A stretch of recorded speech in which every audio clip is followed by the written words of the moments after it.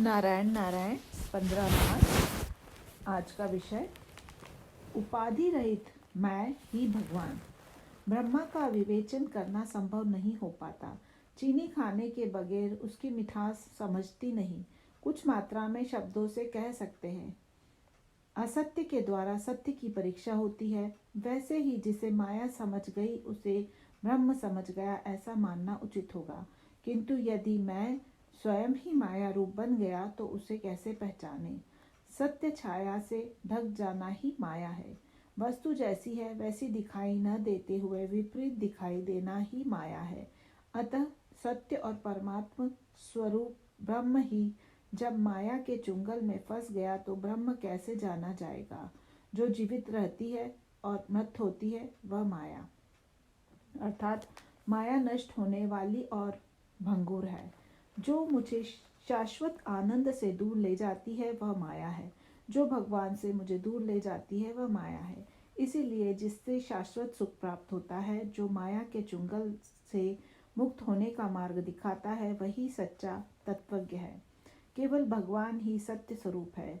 उसकी प्राप्ति के लिए जो जो करना हो वही सत्य है। यह समझना कि मैं भगवान का हूँ, यही आत्मनिवेदन है।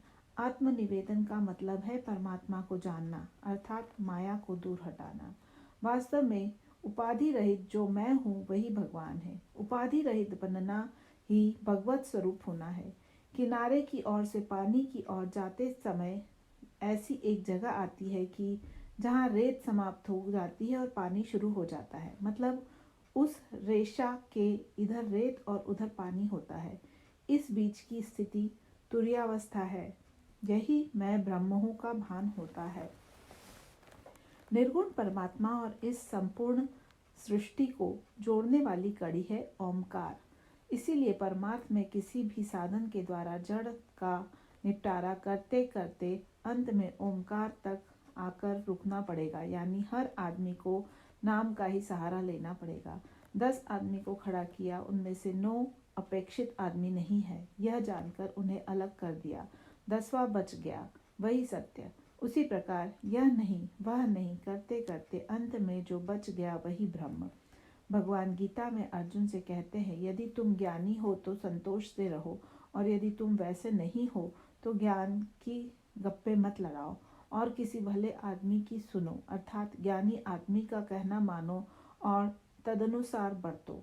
इसका सरल अर्थ है, संतों की शरण में जाओ। संपूर्ण सृष्टि की तुलना में हम और हमारे प्रयत्न नगण्य हैं, अर्थात सच्चे अर्थ में हम केवल निमित्त मात्र हैं। इसीलिए अपने जीवन में आने वाले भले बुरे कर्म ईश्वर के मनोगत हैं, ऐसा माने।